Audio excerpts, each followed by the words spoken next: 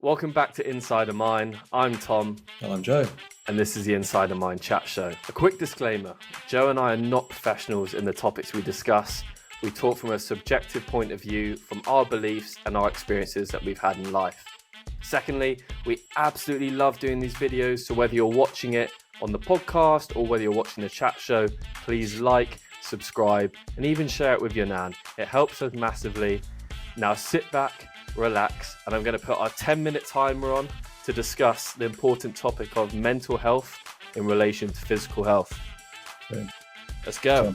I'd love to start this with you, Joe, because obviously this is your bread and butter. What's your view as physical health in related to mental health as a whole?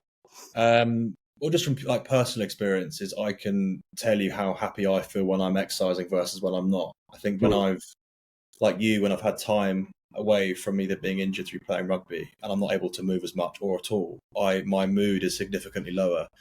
So I rely on it for my happiness, probably too much. And just from working with my clients closely, even friends and family, that when they're moving more and they introduce more exercise to their routine, is just how much happier and productive they feel. Their relationships are better, more fruitful.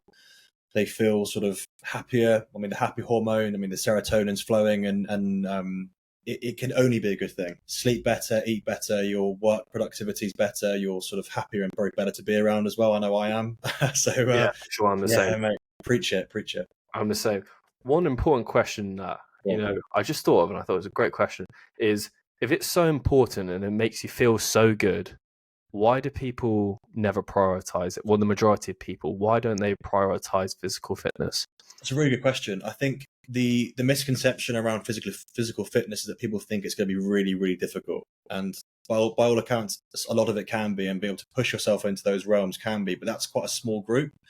People think that by becoming physically active, you need to be running marathons and going to the gym and doing a 60-minute like HIIT class. It's not. It's actually just going out and walking, which I know that you and I have discussed many, many times on when I was a guest with you on the pod, and I know that you're big on your walking. I mean, it's less so when it's like this outside, but yeah, just by moving actually increases that endorphin level and makes you happier. And if it is burning calories, by all means, and losing weight, fantastic. But just by moving, and to answer your question, the misconception around being physically fit is that people think it's so much harder than it is, and the mental block people have is just by starting.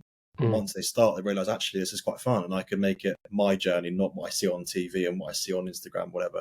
In a roundabout way of answering the question, anyway. Yeah. Do you reckon everyone just I've done?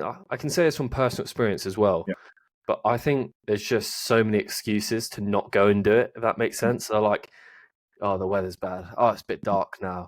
But I just think having the discipline to go to the gym or go for a walk, I mean, it sounds like such a minor thing, but when you're in such a bad headspace, these things can be hard to do.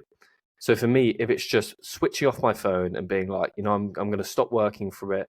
I'm going to go outside. I'm going to sort of sit in my own head, think about what's going on and have no distractions and just walk. I don't think there's ever been a single time I've come back where I felt worse.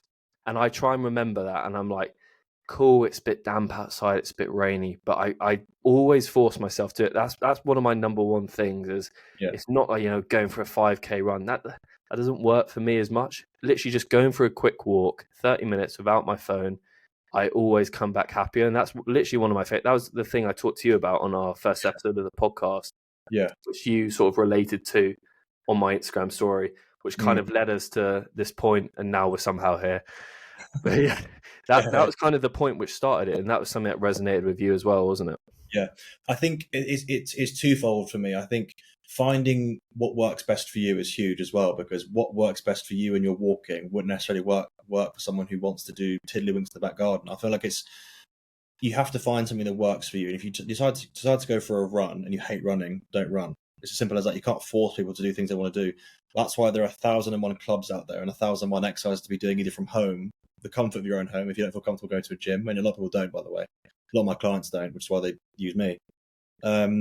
And remember why you did it, your reason why. So like I say it to all my clients when they're having a really down day and they don't want to be doing it, remember why you started. And that often gives people the motivation to go, actually, you know what, I do want to lose a stone by the wedding next year. I do want to, having those goals in mind and the reasons why you started doing it actually motivates a lot of people as well and gets them back off the sofa and getting them motivated to doing it in the first place, which it's tricky, and there are a lot of roadblocks, and people do make excuses, which is completely normal. I do. Sometimes I can't bother to do it, but then I remember why I'm doing it and how good I feel afterwards. And it's just that starting point that can get people a bit stuck. What's sort of like the common misconceptions which people get when they go to gym? Because you said them, if you don't feel comfortable going, that's why people use yourself, because you make them, feel more positive. Do you come across a lot of people that main reason for them to not go to the gym is they just don't want people to see them working out? Yeah, I'd say 9 times out of 10, it's people who have a misconception that a gym is this chest-beating, testosterone-filled environment, and by all means they can be, but that's quite a niche group of gyms. Gyms are actually a very supportive group of people for the most part. And obviously, you do get the people who aren't, and you get that in all walks of life in every environment you're in. But gyms are very intimidating. They're full of men and women who either do know what they're doing or look like they do. Not everyone does.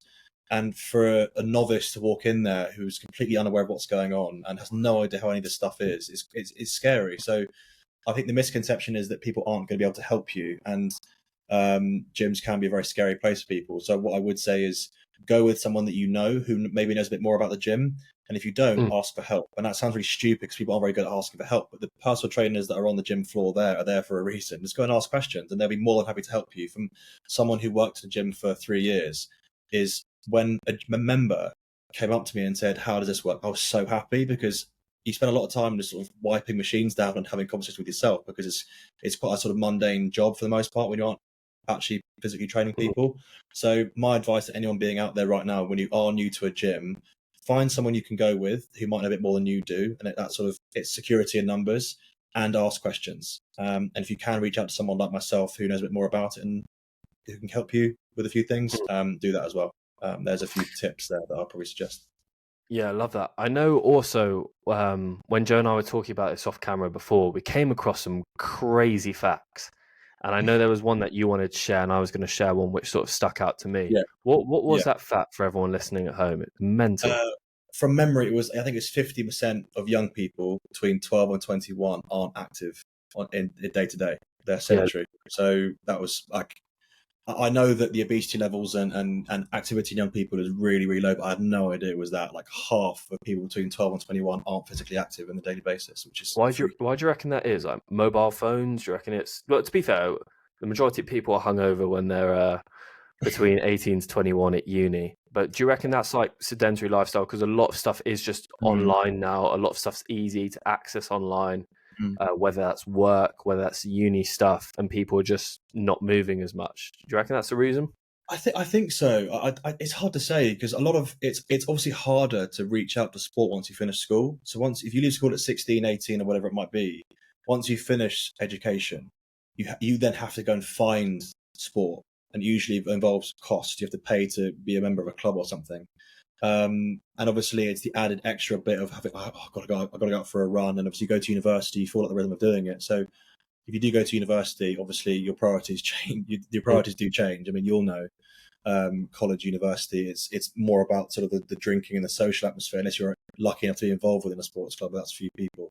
So I think it's part and parcel of maybe I think it's more in girls. I think when girls reach a certain age, it becomes less cool, and you care more about people looking at you, or hormones, and girls that stop swimming because of being on their periods and stuff. It's a very difficult place. It's really, really difficult. So girls between that age group certainly do struggle, and female participation is so low, and that needs to be looked at. I mean, I know it's between 12 and 21, so it doesn't give me a male female thing, but I know the female participation is so low. So part of your comment definitely is spot on when it comes to social media and being on their phones, and socially there's huge pressures on kids at that age. So to look a certain way and stuff as well.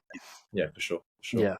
I'm wary of time. We've got a minute left on the clock, but my fun fact was, just by standing up, you burn double the amount of calories than sitting down, which is pretty counterintuitive, assuming we're sitting down filming this podcast and drinking a Diet Coke. But hey, listen to us. That's the main thing. But no, that comes to the point of just like standing desks and all these new things that, well, not new, but these things that are coming out are really important. And if you feel like you can't exercise, and if you do want to burn off some calories, you're a bit worried about, stomach fat, everyone is. Little things like that. There's so many little things which you can do, which actually just make a massive difference. Like literally going for a quick walk, standing desk, whatever it is. It's crazy. Yeah, spot on. Can I chip in and say one more thing before we dip off? Yeah, if you are at home, working from home, invest in a good desk. And if you are in between calls, going out for a walk makes a huge difference, because that standing part makes a big difference, like you said. Perfect, my man. 10 minutes. Bang on. Awesome. I hope this was helpful for you guys listening at home. As we said at the start, these are going to be short, sharp, a bit lighthearted. Hopefully we can put enough information in there to help you. It's been very enjoyable. This is our second episode now of the InsideAMind chat show.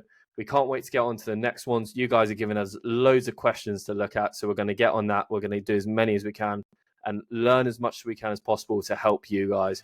But that's it from me. That's it from me as well. Appreciate it. This is the InsideAMind chat show. Woo-hoo.